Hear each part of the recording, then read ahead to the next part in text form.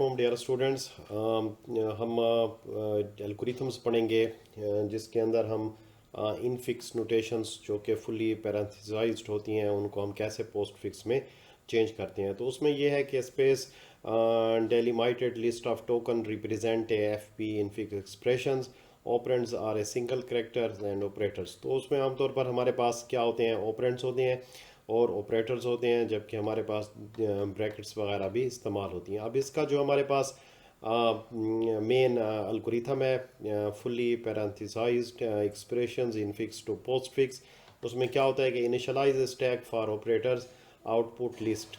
उसके बाद हम इसको स्प्लिट करेंगे, split the input into list of tokens for each token left to right if it is operand append to output. अगर आपके पास ऑपरेंड है just like A B C जो है उसको आप आउटपुट में डाल लेंगे। अगर ऑपरेटर है या आपके पास स्टार्टिंग ब्रैकेट है तो push on to stack, if it is closing bracket है तो फिर आप पॉप करेंगे ऑपरेटर को और and append till starting bracket नहीं आ जाती। दोबारा आपको बता दें कि अगर आप किसी एक्सप्रेशंस को लेफ़्ट टू राइट हल कर रहे हैं तो सबसे पहले आप ये देखेंगे कि अगर उसमें कोई ऑपरेंड आ जाता है just like A B C तो आप उसको आउटपुट के तौर पे लेंगे और इसके साथ आपके पास एक स्टैक होगा। अगर आपके पास स्टार्टिंग ब्रैकेट है तो आप उसको पुश कर लेंगे स्टैक में और उसके बाद उस वक्त तक पुश करते रहेंगे उन ऑपरेटर्स को जब तक आपके पास क्लोजिंग ब्रैकेट नहीं आ जाती। जब आपके पास क्लोजिंग ब्रैकेट आएगी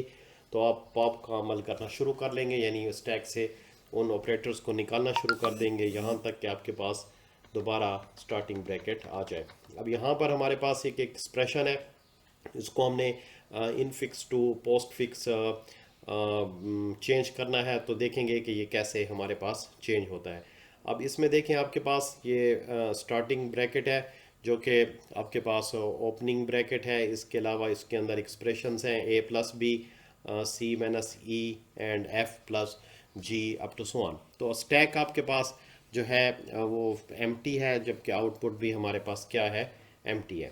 अब हम सबसे पहले जो फर्स्ट ब्रैकेट थी उसको हमने, चूँकि स्टार्टिंग ब्रैकेट है और एज़ पर रूल जो भी स्टार्टिंग ब्रैकेट होती है हम उसको स्टैक के अंदर डाल देते हैं और हमारा जो पॉइंटर है वो नेक्स्ट एक्सप्रेशंस पे या नेक्स्ट सैम्बल पे आ जाएगा। अब उसको चेक करेंगे, वो फिर हमारे पास स्टार्टिंग ब्रैकेट है तो उसको भी हम स्टैक में डाल देंगे and comes towards the next expression या नेक्स्ट जो आपके पास सैम्बल है वो भी आपके पास स्टार्टिंग ब्रैकेट है, उसको भी हम थर्ड में किस में डाल देंगे, स्टैक में डाल देंगे and comes toward the next.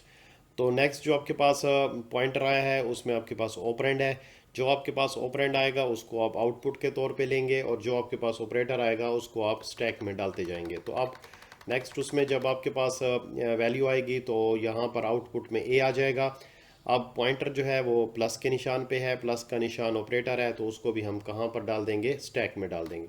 तो हमारे पास नेक्स्ट जो है आपके पास स्टैक, इसके अंदर आपके पास ये प्लस स्टैक के अंदर आ गया। अब हमारा ऑपरेटर बी पे है, बी जो है आपके पास वो ऑपरेंड है, बी को फिर हम आउटपुट में डाल देंगे तो आपके पास यहाँ पर बी आ जाएगा।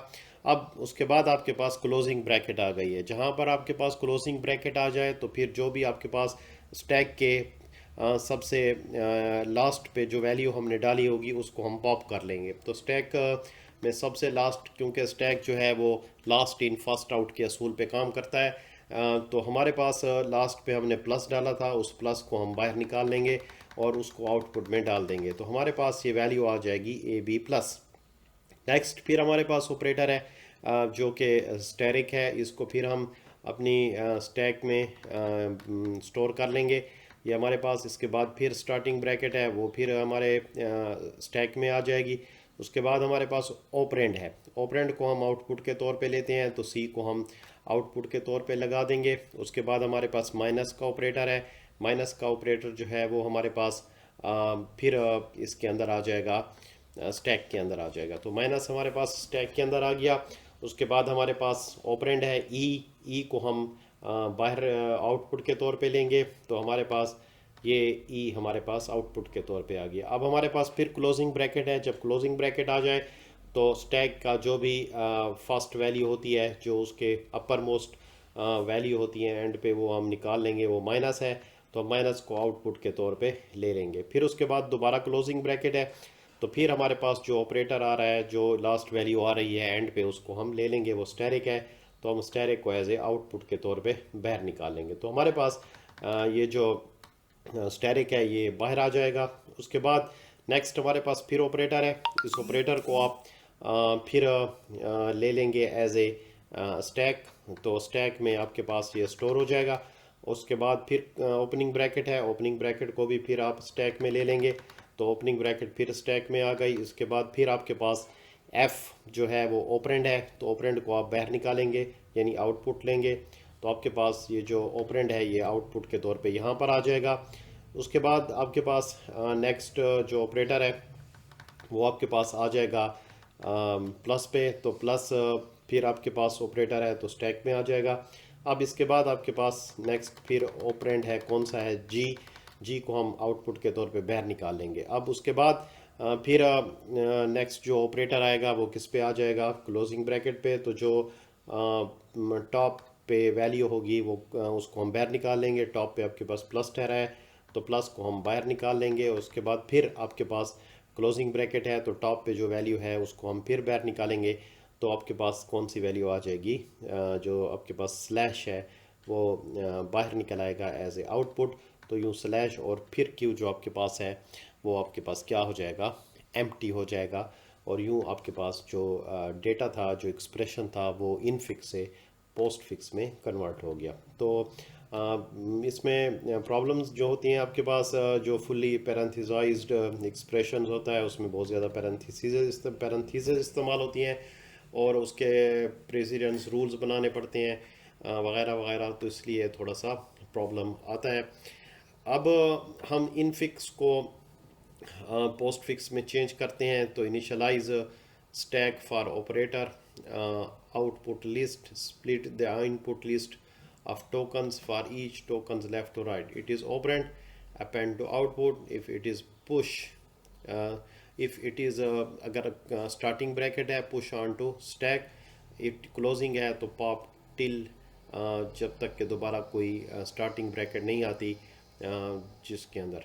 तो ये आपके पास while top has a precedence greater than, जो आपके पास it pop and append the operator push on to stack at the end append the rest of operators in the stack. अब दोबारा आपके पास ब्रैकेट्स के बगैर इन फिक्स नोटेशन है जिसके ज़रिए हम इसको पोस्ट फिक्स में चेंज करेंगे। तो आपने ये देख रहे हैं कि आपके पास सबसे पहले ऑपरेंड है, ए है, इसको हम आउटपुट के तौर पे लेंगे। उसके बाद स्टैरिक है, स्टैरिक हमारे पास स्टैक में आ जाएगा। उसके बाद स्टार्टिंग ब्रैकेट है वो भी स्टैक में आ जाएगी। फिर आपके पास ऑपरेंड बी है, बी को हम आउटपुट के तौर पे ले लेंगे। फिर आपके पास प्लस है, वो ऑपरेटर है, उसको हम स्टैक में ले लेंगे। उसके बाद आपके पास सी है, सी आपके पास फिर ऑपरेंड है तो ये आउटपुट में आ जाएगा। फिर स्टैरिक आपके पास जो वैल्यू है स्टैरिक की वो आपके पास इसके अंदर आ जाएगी, जो आपके पास ये स्टैक है उसके अंदर आप स्टैरिक को लगा देंगे। उसके बाद आपके पास जो वैल्यू है वो कौन सी है, डी। अब डी की वैल्यू जब आप निकालेंगे तो वो आपके पास आउटपुट में आएगी क्योंकि वो ऑपरेंड है। And then you used the closing bracket, तो जब आपके पास क्लोजिंग ब्रैकेट आ जाएगी तो अब आपने उस वैल्यू को जो टॉप ऑफ द लिस्ट है उसको आपने यहाँ पर लगाना है। तो आपके पास जो वैल्यू है आपके पास क्लोजिंग ब्रैकेट की, जो आपने यहाँ ये जो आपको नज़र आ रही क्लोजिंग ब्रैकेट, इसकी वैल्यू को आपने इंटर कर देना है। And then you add plus and then आपने क्या लगाना है, ई आपने इसको आउटपुट के तौर पे लेना है। तो आपके पास जो ये जहाँ पर अगर आप ऊपर देखें तो हमारे पास जब ये क्लोजिंग ब्रैकेट आ गई तो क्लोजिंग ब्रैकेट के अंदर जितने भी हमारे एक्सप्रेशंस थे वो हम क्या करेंगे, इनको हम इनके साथ लगा लेंगे। तो आपके पास प्लस और स्टैरिक जो हैं वो आपके पास एक्सप्रेशंस के साथ आ जाएंगे। And then we put plus sign in the, जो आपके पास प्लस का निशान है उसको हम इसमें डाल देंगे, और लास्ट जो आपके पास वैल्यू है वो हमारे पास इसके